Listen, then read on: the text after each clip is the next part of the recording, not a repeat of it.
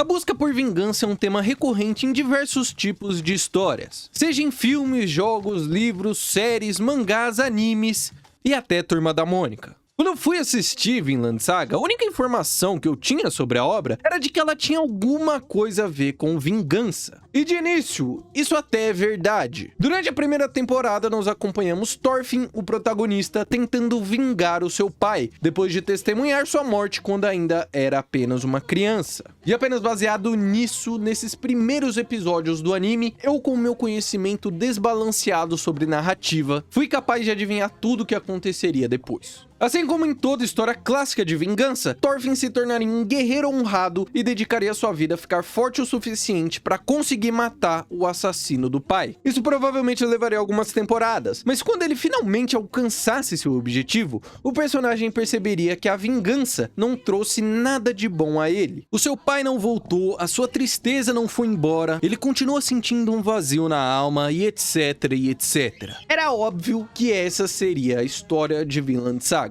E adivinha?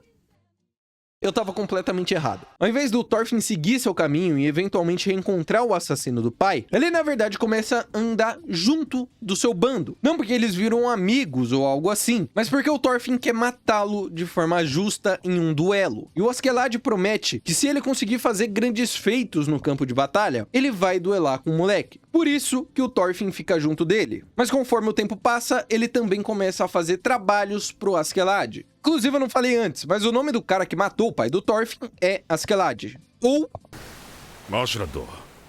Asherado.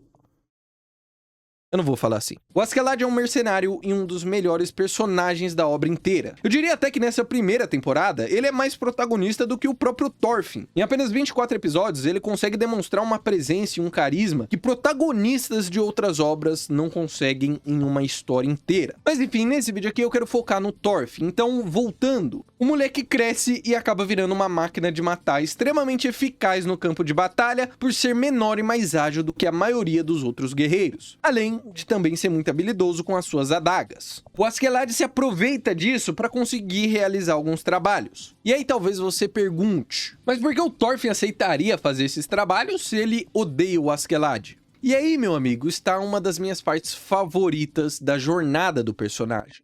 Parte do motivo do Thorfinn fazer o que o Askeladd manda é porque ele promete duelar com o garoto depois dele realizar o que está sendo pedido. Mas além disso, há algo mais importante a ser considerado também, que é o fato do Thorfinn simplesmente não se importar. Ele é tão obcecado e tão condicionado pelo seu ódio e sua busca por vingança, que quase deixa de ter qualquer outro sentimento além de raiva e tristeza. É como se sua visão fosse tomada por escuridão, e ele só conseguisse enxergar um ponto de luz ao longe, que é o seu objetivo. E conforme ele tenta chegar nele, vários obstáculos aparecem no seu caminho. E o Thorfinn só vai os eliminando sem se importar com o que ou quanto eles são. Só que eventualmente esse ponto de luz some, porque no final da temporada, em mais um plot twist que eu definitivamente não esperava, o Askeladd morre para outra pessoa. E nós testemunhamos um dos melhores diálogos do anime.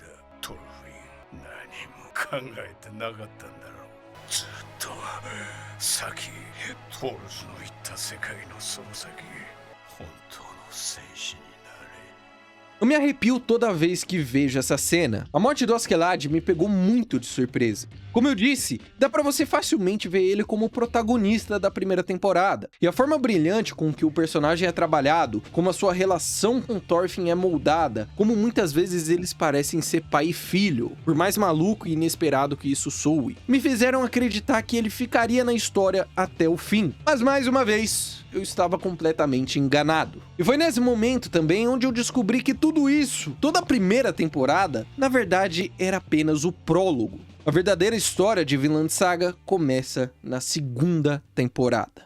Muitas pessoas provavelmente tomam um baque na segunda temporada por conta da mudança de ritmo que ela tem. Se na primeira a gente tem diversas cenas de ação, com sangue voando pra todo lado, partes de corpos pra lá e pra cá, o Thorfinn demonstrando como é rápido com suas faquinhas de cortar pão e tal, na segunda a gente tem Stardew Valley.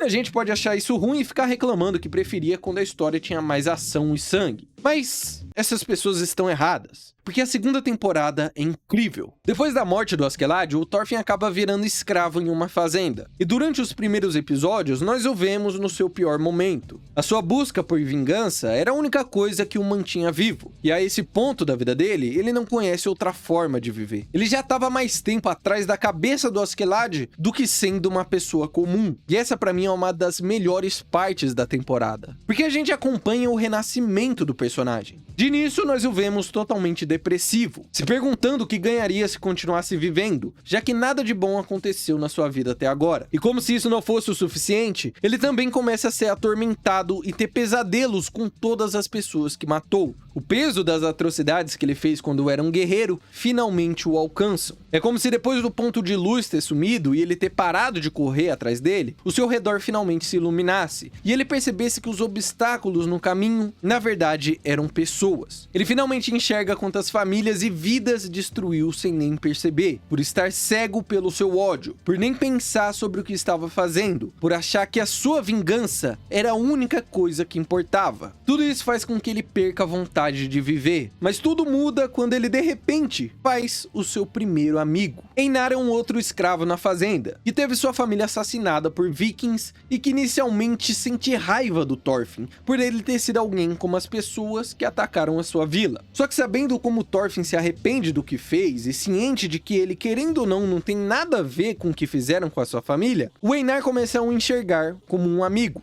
E isso muda tudo. A partir de então, os dois começam a trabalhar duro juntos para tentar comprar a sua liberdade. E depois de um tempo, o Thorfinn finalmente encontra um novo propósito. Ele resolve que irá dedicar sua vida a tentar se redimir pelos seus pecados. Ele faz um juramento de nunca mais usar violência. E depois de alguns acontecimentos trágicos, ele e o Einar decidem que irão tentar criar um novo país, uma nova sociedade sem violência, onde as mazelas da guerra e da escravidão não conseguirão chegar. E para isso eles decidem ir para uma terra distante, um lugar que o Thorfinn ouviu falar pela primeira vez quando era só uma criança.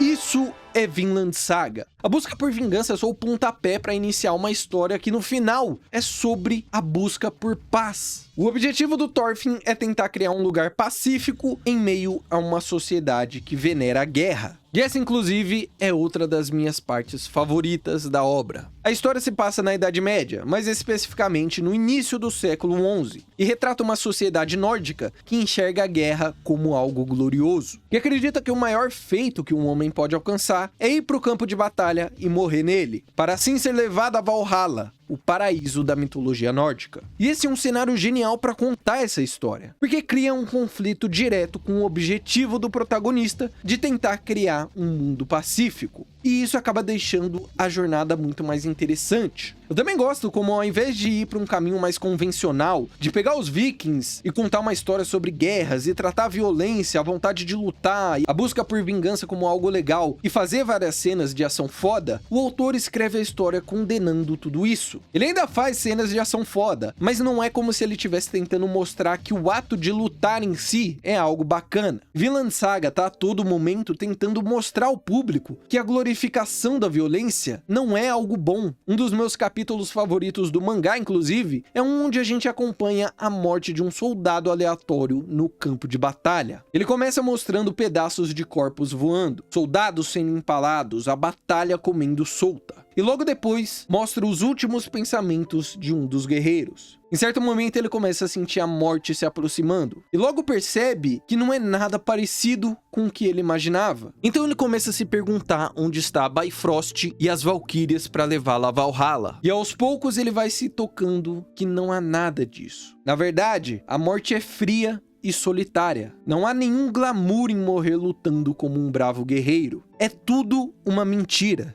Não existe Valhalla. O capítulo acaba com ele com lágrima nos olhos, enquanto outros soldados ao seu redor continuam lutando em busca de glória. Esse capítulo não tem nada a ver com Thorfinn ou sua jornada para chegar em Vinland, mas ao mesmo tempo ele consegue sintetizar brilhantemente a mensagem que o autor está tentando passar. Todos aqueles soldados batalhando, buscando ir para o paraíso, na verdade encontrarão o mesmo destino, que é a escuridão fria e solitária da morte. Eu acho que o clima acabou pesando um pouco, né? Enfim, vamos voltar pra parte boa então. Os arcos após a segunda temporada, inclusive, são muito bons. Eu não vou dar nenhum grande spoiler aqui das coisas, mas a história só melhora. Primeiro que o Thorfinn vira um gostoso. Quer dizer, ele e o Einar começam a montar um plano para ir até Vinland e começar o seu novo país. E durante toda a jornada deles, coisas do passado do Thorfinn começam a voltar e o perseguir. Ele reencontra personagens da época em que andava com Askeladd, conhece outros que foram vítimas da sua violência, acaba no meio de uma guerra e em diversos momentos tem que se esforçar ao máximo para não cair na tentação da violência novamente. É simplesmente maravilhoso. Mas enfim, eu já falei demais e eu não quero dar muito mais spoilers aqui. Enquanto eu revisitava o começo da obra para relembrar algumas coisas, eu quase chorei só de ver o Thorfinn criança de novo. De repente eu percebi como o personagem mudou durante a história. É muito foda ver como ele vai se tornando cada vez mais parecido com o pai. Aos poucos ele vai entendendo o que aquelas palavras que ele ouviu quando criança significam. E tudo acontece de forma muito natural. Testemunhar esse garoto inocente que sonhava em guerrear, se tornar um adolescente sanguinário e cego por vingança, um jovem adulto arrependido sem perspectiva de vida, um adulto renascido e com um novo propósito, e no final, um homem disposto a tentar mudar o mundo, mesmo com tudo indo contra o seu favor, foi um dos maiores privilégios que eu já tive. O Thorfinn é um dos melhores protagonistas que eu já vi, e eu tô muito ansioso pra ver como vai ser o final da sua história, porque Vinland Saga com certeza já é uma das minhas obras favoritas da vida.